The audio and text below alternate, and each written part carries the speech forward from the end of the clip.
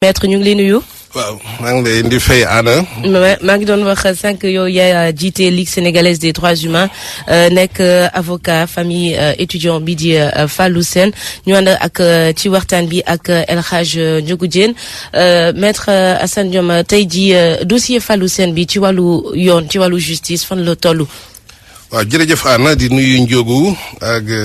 sénégalais yi ñuy déglu yëpp di leen balu àq ci weeru koor gi. di leen bal. di am xalaat aussi famille yu Fallou Sène ak étudiants yëpp ak sénégalais yi ci tiis bi nga xam ne ba léegi mënagul a sedd li ko waral xëy na mooy ñàkk leerlu bi nga xam ne tey pour wax sa question pour répondre fa mbir mi nekkoon daal bi procureur u Ndar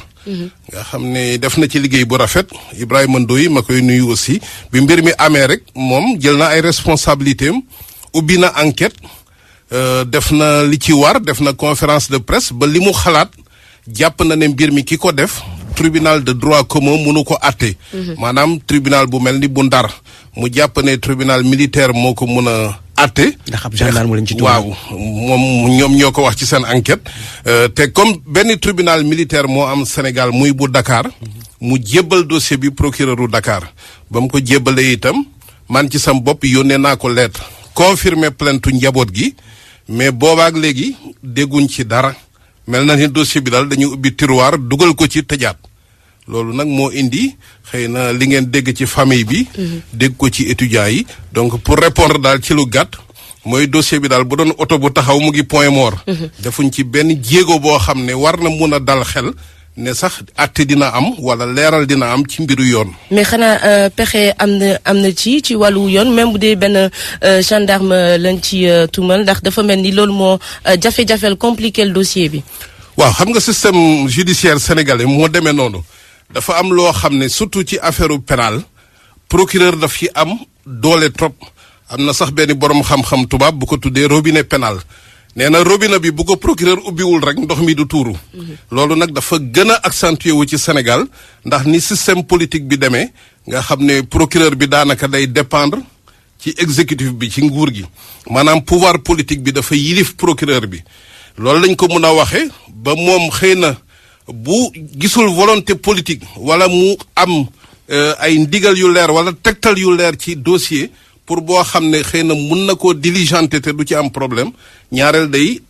daal di croiser les bras li ñuy wax daal di téye loxoom loolu nag pexe pour am ci dina jafe parce que procureur bu bañee ubbi robinet bi xëy na victime bi mun na def li ñuy wax constitution de partie civile mais xam nga dossier bu mel nii ci tribunal militaire munoo cee demal sa bopp bu fekkee procureur mi nga xam ne moo yor opportunité des poursuites te nga xam ne mooy jël dossier bi jox ko juge d'instruction wala mu yóbbu ko ne nañ ko àtte ci saa si bu ko bañee def li ciy pexe rek te yaakaar naa duñ ci egg mooy jéggi Sénégal dem feneen mais ci biir Sénégal moom il faut ñu tënku ci procureur te ni mu demee du caage nit procureur ci boppam mais système bi maanaam dañu tënk mais maître justement procureur bi xam nga mbirum militaire ki ñu ci tuumaal gendarme la ak yooyu il faut que ordre de poursuite bu jógee ci ministre des forces armées est-ce que mën ñoo comprendre loolu tamit mën naa yéexal mbir yi parce que ordre de poursuite boobu bu ko procureur jotul du mën a réagir du mën a def dara waaw njógu ordre de poursuite mënut a weesu weer wala ñaari weer gouvernement bu solidaire ministre de la justice bu saisiré ministre des forces armées ne ko dama soxla ordre de poursuite loolu munta weesu ñaari fan ñetti fan weer ñaari weer mais bu demee ba weesu at nag nga xam ne doonatul problème ordre de poursuite li ci nekk kañ moom xëy na ñoom war nañ ko wax lu tax bugguñu yóbbu mbir mi at ñu atte ko te état de droit nag bu fekkee bakkan rot na bëccëgu Ndar kàmm mu indi coow li ñuy wax ordre public bi troublé mu indi benn psychotraumatisme ba mu mën a entraver sax jàngu xale yi Sénégal gis nga tey université yëpp kenn jàngul loolu nag bu demee ba loolu lépp am ci loo xam ne atte waxuñu ne diw moo coupable waxuñu ne diw moo def atte mooy njaboot gi nga xam ne dañoo ñàkk ak naataangoo ki nga xam ne ñoom la nekkaloon ñu nekk ci benn mouvement ba li am ci ak sénégalais yi nga xam ne postérité parce que nation société bu amul histoire mais boo waxee Fallou Sène lu ñu lay wax tey kenn xamul ku ko rey kenn xamul lu ko rey kenn xamul circonstances yi ka tiré kenn xamul yan condition de tiré ndax légitime défense la nekkoon état de nécessité wala dafa juum tiré mais loolu dafa baax ci société tey nag Sénégal day am ay contradiction mel ni ñi nga xam ne ñoo ñuy jiite ñu ne lii suñu yoon nekku ci bàyyi ñi nga xam ne nag ñoom la soxal ñu nekk ci njàqare boo xam ne parce que ni ñu koy waxee rek victime bi ak njabootu victime bi tant que xamuñu li nga xam ne moo faat seen ñooñ duñu mën a def seen dëy day doon nekk seen xel tere leen a nelaw di indi ay frustration te frustration mooy indi violence gis nga lii di am yëpp tey waroon na mën a ñàkk ba tey ñu xam vérité bi ba nga xam ne bu anniversaire bi ñëwee dañ koy ñaan suñ borom ñi nga xam ne ñoo ñàkk aussi bu ñu xamee vérité bi xëy na mun nañ jéggale sax mais boo leen xàññee loolu da nga leen di indil beneen li ñuy wax double victimation xëy na ñàkk nañ seen ñooñ ba pare nga def leen déni de justice te loolu defe naa ne liñ ciy gën a naqaru surtout man mi nga xam ne bu weesoo avocat Fallou Sène xeex impunité liñ ci def tey ñuy dem bay dellu ginnaaw à ce point defe naa vraiment doon na loo xam ne ñun jaaxal nañu te du Fallou Sène rek xëy na tey moom la ñuy wax mais mënoon naa la fi limal lu mat juróomi cas yoo xam ne même situation la. Est-ce que au vu de toutes ces raisons justement maître Assane Dioma Ndiaye jotul benn at ci ginnaaw quand même après les faits ngeen jéggi justice nationale bi yóbbu yëf yi sur le plan de la CEDEAO par exemple. waaw xam nga déjà comme jabaru Nino Vieira biñ ko faatee Guinée-Bissau mu laaj justice ñu bañ a àtte leeral ñun bi mu ñëwee jël ñu fii ñu dimbale ko dañoo dem CEDEAO ñu condamné république Guinée-Bissau xamal ne ko ne droit à la justice kenn mënu koo xañ li ñuy wax droit nit ñu jël cause am tribunal déglu ko kenn mënu koo xañ doomu aadama mais xam nga tey bëgguñu aussi parce que d'abord ñaaw na d'abord ci suñu der Sénégal ba tey boo demee CEDEAO mbiru Sénégal rek nga fay dégg te justice pénale internationale wala justice sax internationale subsidiarité la war a doon justice boo xam ne dem fa dafa war a doon exception tey bu demee ba mel ni principe la mais dañ naan Sénégal du fa xew ba doomu sénégalais yi di jéggi seen justice di dem bitim réew pour ñu àtte leen te loo xam ne aussi suñu charte réew moo ko tëral te procureur bi même bu fekkee sax dafa am lien ombilical day jot ay instructions ordre de non poursuite suñu loi prévoir ko maanaam bul poursuivre ndax moom dafa waat ne bu ma gisee loo xam ne jàpp naa ne infraction à la loi pénale la war naa ko parce que moo fi toogal société bi. lu métti moo fi toogal ginnaaw suñ système bi dafa doy waar ñoom ay jàmbaar lañ justice Sénégal juge Sénégal yi ñuy liggéey xam nañ jafe-jafe yi mais am na loo xam ne mënut a ñàkk bëccëgu ndar kàmb loo xam ne ñoom ñoo def seen enquête ba ne xam nañ ki faat parce que boo nee tribunal de droit commun mënu ko atte rek yow am na koo joxoñ parce que bu fekkoon ne yow xamoo ku ko faat danga naan nañ bàyyi tribunalu ndar continuer enquête bi mais yow yaa joxoñ ba pare joxoñ téye dossier bi ki nga xam ne moo ñàkk waajuram papaam mu doonoon yaakaaru njabootam yaakaaru village ba yëpp xaritam yi nekk ak moom gisatuñ ko nga xañ leen loolu mais loolu defe naa lu ñu am système boo xam ne exécutif bi dafa woñ loxo juge am na loo xam ne war nañ quand même di ci def ay jéego. kon daal su toll nii bu la déggee amatoo yaakaar gu rëy ci justice Sénégal li nga xalaat mooy comme ni ko Anna waxee yóbbu mbir yi ca bitim réew. non nekk bitim réew. man maa ngi am yaakaar ba léegi parce que defe naa ne bu fekkee ne amatuñu yaakaar mooy bu ñu yeboo xam ne ñun nekkatuñ ci réew état de droit bu fekkee ne yow dañuy faat sa ñooñ wala sa ñooñ sax faatu.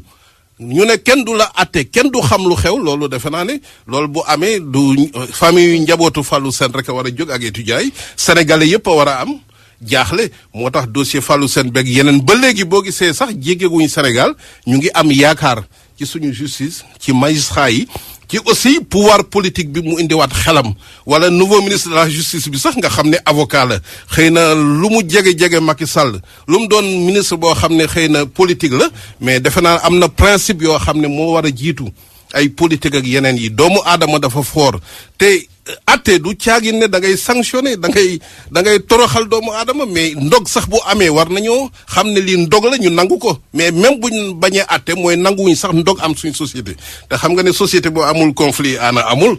conflit am na mais liñ ci wax bu amee nañu ko leeral seet lan moo ko indi ak ëllëg nan la ñuy fexe ba lii du fi amati te loolu munoo def jéego yooyu jël ci plus-value tant que nanguwoo xool réalité bi dafa mel ni tey ñun dañuy bañ réalité bi dara am nga gëmm sa bët wala nga ne kii kat du ma def enquête ñii lañu mënaluñu dara wala man ñee laay protéger parce que sama nguur bu ma ko defee lii mun naa yëngu force de l'ordre yi ñoo may protéger bu ma leen attaqué mais loolu war nañ dépasser loolu parce que nguur quand même suñ borom a koy joxe ñaareel aussi buñ la falee am nga légitimité boo xam ne war nga yemale doomu aadama yëpp ñi nga xam ne constitution bi li ñuy wax charte fondamentale nga teg ci sa loxo di noot ñi nga xam ne dañoo am problème conscience parce que ki war a atte bu attewul wala war a def dara nga xañ ko mais kooku sax yaa ngi koy teg problème de conscience te loolu defe naa même magistrat yi war nañ leen a gën a jox gëdd gën leen a libéré bàyyi leen ñu def ay seen liggéey ni mu waree ba ëllëg aussi ñoom bu ñu dajeeg seen i naataango dajeeg sénégalais yi mun a siggi xool leen mais li ñuy nekkee métti na trop. mën nañ comprendre maître bañ nga décrédibiliser suñu système judiciaire mais par rapport ak njabootu Fallou Sène est-ce que waxtaan nga ci ak ñoom ci solution bi nga xamante ne am nañ ko opportunité bi yóbbu mbir mi feneen fu dul Sénégal ndax dafa mel ni ñun suñu autorité yi seen yaram dawul ci yëf yi benn at yàgg na. waaw man kañ njaboot gi moom vraiment dañ ma jébbal lépp parce que d'abord bu dul dara sax ay mbokk lañ man maa ngi dëkk fi ñu dëkk ak village bi ñu dëkk ñoom. Diourbel ay 10 kilomètres. samay mbokk lañu étudiants yi sax dem nañ ba jëlaat beneen avocat maître Diallo bu Amnesty fan yi am na conférence de presse bu ñu war a def. pour gën a attirer opinion nationale ak internationale donc njaboot gi gëm nañu yàlla mais jàpp nañ ñoom itam ne xanaa xëy na parce que boo waxee ñu ne la le temps de la justice n'est pas le temps de la presse bon xam nañ ne nguur gi dossier yi ko soxal du def juróom benn weer dossier yoo xam ne moo gën a compliqué dossier boo xam ne yow ci sa bopp ne nga xam nga ki faat même boo doon def information xëy na du jël benn weer ñaari weer te aussi yu mel nii war nañ koy gaaw a atte njógu parce que fait yu mel nii boo toogee at ñaari at di ko atte sax yow yaa ngi def entrave à la justice parce que justice dafa am ay seede ay dépérissement des preuves li ñuy wax xel yi dañoo war a temps justice beeg temps fait yi dafa war a jege surtout bu amul complexité yenn yi mais tey li ñuy def nii man gisuma ban base lañ ko teg ba bàyyi ba étudiants yi tey mu leen di jaral ñuy décréter année universitaire tey ñu war a jàppale xale yi système universitaire bi tey problème yi ci am nga bugg indi ci beneen problème boo xam ne mënoon na ñàkk ci loo xam ne xëy na ka nga xam ne xëy na moom la ñu jiiñ sax tey intérêt mooy ñu atte ko parce que moom aussi xëy na am na problème de conscience xëy na ñu ngi koy joxoñ ne yaa def lii njabootam aussi am na ñu ngi ci njàqare parce que tant que atte wuñ la sax yow doo firee ko doo xam ci loo nekk mais loolu yëpp boo ko boolee impunité daal li ñu ko mën a tënk anam mooy cancer nag dafay ronger nit day ronger victime bi day ronger ki nga xam ne am na présomption d'innocence ñu jiiñ ko ne yaa def te mayuñu ko mu expliquer parce que kooku aussi am na ay droit constitution bi droit ñu atte la le droit d'être entendu dans un délai raisonnable droit d'être jugé dans un délai raisonnable lépp am na fi mais dafa mel ni ñoom loolu yëpp soxalu leen leneen saxal mooy li nga xam ne mooy tax seen pouvoir dëgër li nga xam ne xëy na mooy tax li ñu bëgg ñu am ko te réew nag bu naree doxe noonu defe naa Sénégal du gaaw a avancé. mais maître ci mbir mi aussi famille bi nguur gi jaxal na leen waaye tamit dimbali na leen jël ñenn ci ñoom ñu liggéey ak yu ni mel est-ce que loolu tamit nekk loo xamante ne day nekk luy tënk njaboot gi ba nga xamante ne xëy na dafa leen di tënk ndax ku ëmb sa sutura aussi ku ëmb sa sànqal ëmb sa sutura ba nga xamante ne dina gàllankoor mbir yi ñoom duñ bëgg a yegg fenn mi ci mbir mi. waaw c'est-à-dire que li ñuy wax en matière pénale li ñuy wax l'action pénale est indisponible daanaka tey sax famille bi bu leen neexoon ñu ne ñun porté wuñ plainte mais du tey nguur gi li ko war parce que doomu aadama mënut a faatu njógu même bu amee nit ñu ne dafa jël alalu jàmbur même kañ jël alalam bu ne sax baale naa du tey ñu topp kañ ne moo jël. donc en matière pénale désistement sax partie civile bi mais li ci ëpp solo nag mooy ki nga xam ne moo ñàkkale boo ko doon jox milliards itam. te leeraloo ko conditions yi nga xam ne moom la ñooñam faatu ba tey defaloo ko dara parce que moom aussi dafa bëgg ëllëg sax ay sëtam ay ñeneen ñu ñëw ñu waxoon ne amoon na xale bu fi nekkoon Fallou Sène nekkoon étudiant mais ci anam nangam la faatu mais loolu kumpa boobu amul kenn koo xam ne loo ko mun di jox yaa xam la nga ci jublu pour ger ko la pour du waxati pour saañ gémmiñam donc kooku amul benn responsabilité njaboot boo xam ne jox nañ ko sax milliard ba tax mu ne buñ leeral faatu sama ñooñu wala dara loolu mënta nekk loolu xëy na pratique la boo xam ne bokk na ci suñuy taaru état yi jàpp nañ ne alal mun na faj lu ne wala mun na tëj buntu yëpp mais loolu aussi erreur la boo xam ne ki ngay jox teranga munu ko bañ xëy na parce que bu dara amee nga ñëw jox ko xaalis ne ko dinaa jël sa jabar même loolu sax duma ci dugg du dem bi mais am na luñ ci mën a wax mais li mu mën a wax rek mooy loolu moom amul benn impact ci obligation bi nga xam ne tey justice bi am na pour leeral mbir mi du caagin nag ne dañuy stigmatiser tel corps wala dañu bëgg ñu toroxal doomu aadama mais leeral moom dafa mënta ñàkk ci lu mel ni Bassirou Faye jaar na fi Balla Gaye aussi jaar na fi daanaka mbir yooyu yëpp donte sax dama ay atteg yooyu mais ba léegi xel nit ñi impression bi ñu am mooy mbir yi des na dëgg-dëgg des na leer est-ce que bi tamit du mujje noonu. non bii mënta mujj noonu jóg parce que loo xam ne ñoom seen bopp ñoo joxoñ xam nga problème yi sax xam nga problème Bassirou Faye lu mu métti moo gënoon a compliqué parce que ñu ngi doon wax kan moo faat enquête bi def na yóbbu nañ ñu bëri dem nañ ba audience juge bi def lii ñu soog a ni diw la mais bi départ bi ñoom ci seen enquête ñi nga xam ne ñooy justice ñoom ñoo joxoñ ba ne tribunal militaire moom war a atte mbir mi ñoom ñoo def seen yëf donc loolu tey munta ñàkk a bañ a leer day mën a doon leere fii wala ñu dem foo xam ne dinañ def injonction Sénégal ne leen atte leen mbiru comme ni ñu ko def ci Assane Diouf rek dem ba CEDEAO bañ ne leen atte leen ci diir nangam ba pare condamné état bi mu fay xaalis ki nga xam ne moom la ñu tooñ te loolu vraiment jàpp nañ ne du sagu Sénégal tey que mbi suñu li ñuy wax linge sale suñu yére yu tilim ñuy dem di ko fóote bitim réew alors que li ngëneel la war a doon parce que tey rek thème bi étudiants yi kii mooy espace universitaire et justice étudiants yi sax xam nañ problématique bi nga xam ne am na tant que ay Bassirou Faye mu ngi am ay Fallou Sène ay Balla Gaye espace universitaire bi duñ ko pacifier te tey nag jot na aussi ñu xalaat ne réew mënut a développer te xale yi amuñu xam-xam te pour ñu am xam-xam il faut ñu nekk ci espace bu ñu pacifier seen xel nekk ci jàng ba année ñu mën ko démarrer ba mu jeex te du am trouble tey nag su fekkee ne pouvoir politique yi ñoo mënut a am vision boobu defe naa loolu war nañu jaaxle ñun ñëpp parce que ñoom la ñu jox suñu destinée ñoom la ñu fal pour quand même ñu assurer suñu sécurité ak suñu bien-être mais ni ñuy doxale tey vraiment doy na waar trop. benn minute rek moo ñu desee maître Assane c'est vrai que am na ay ndampay joxe nañ nguur gi joxe na indemnité am na sax ay sanctions administratives puisque monsieur Kane jëlee nañ ko ci bopp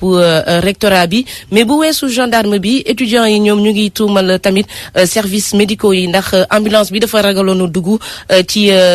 bërëb ya est-ce que ñoom itam mënuñu leen dugal ci dossier bi ñu leeral yëf yi. waaw xam nga dafa am contradiction fondamentale principale li marxiste yi wax ak ay contradiction secondaire xam nga bu mbir mu ne am rek xësee am mun na am yu ci greffé wu mais cause principale bi au moins buñ ko leeraloon xëy na li ci am solo parce que justice bu ñu fàttalee dafa am ay fonctions yu bëri peut-être fonction rétributive bi mooy xool ne diw def dara nañ ko daan dara mais am na fonction pédagogique am na fonction li ñuy wax non réitération des faits maanaam prévention te loolu yëpp ci kaw atte rek nga ko mën a amee donc bu ñu atte woon fait principal bi xëy na yi nga xam ne moo ci am conséquences yi xëy na même bu amee ci tey ci bii suba du amaat parce que fait principal bi moo généré li ñuy wax fait secondaire yi mais li bon kañ mooy dara am contradiction nga ne lii daal dañ koy bàyyi jox njaboot gi xaalis justice bi ñu procureur ñu fexe ba du ubbi benn procédure ñu bàyyi dossier bi mu nelaw étudiants yi moom dañuy wax rek bàyyi xam nga raisonnement boobu defe naa tey dafa am benn li ñuy wax xëy na ñun sax ñu ngi xeex ci li ñuy wax collectivisation de l'action publique bañ a tee bàyyi rek procureur mais dafa am ay limites même boo defee plainte avec constitution de partie civile am na dossier yoo xam ne mënoo ko ci def te même boo ko defee juge bi day communiquer dossier procureur mu téye ko def nañu ko ci affaire pétrole bi xam nga suñu plainte ba léegi fay nañ consignation mais mun ta jàll donc tey il faut ñu xam ne li ñuy wax responsabilité ak action judiciaire pour mu mun a doon benn systématisation des angoisses sociales ni ñu koy waxee war nañ ko def ba justice apaisée dalal xelu doomu aadama yi parce que justice privée bii di développer Sénégal ak yi yëpp war nañu jox tey ana ay xalaat ñu xam ne tey justice mooy sookulu société bu ñu demee nag ba citoyens yi amatuñ confiance ci justice defe naa loolu dina jur leneen te suñu réew mi ak enjeu yi ñuy jëm ëllëg war nañu fexe ba teg ko ci ay base yu dëgër defe naa loolu mooy mën a tax ba Sénégal ëllëg défi yi nga xam ne moom la ñuy war a confronter wu ñu mën koo relever. ñu lay sant di la gërëm bu baax a baax ci teewaay bi maître Assane Dioma Ndiaye maître Assane Dioma Ndiaye maître Assane Dioma Ndiaye maître Assane Dioma Ndiaye maître Assane Dioma Ndiaye maître Assane Dioma Ndiaye maître Assane Dioma Ndiaye maître Assane Dioma Ndiaye maître Assane Dioma Ndiaye maître Assane Dioma Ndiaye maître Assane Dioma Ndiaye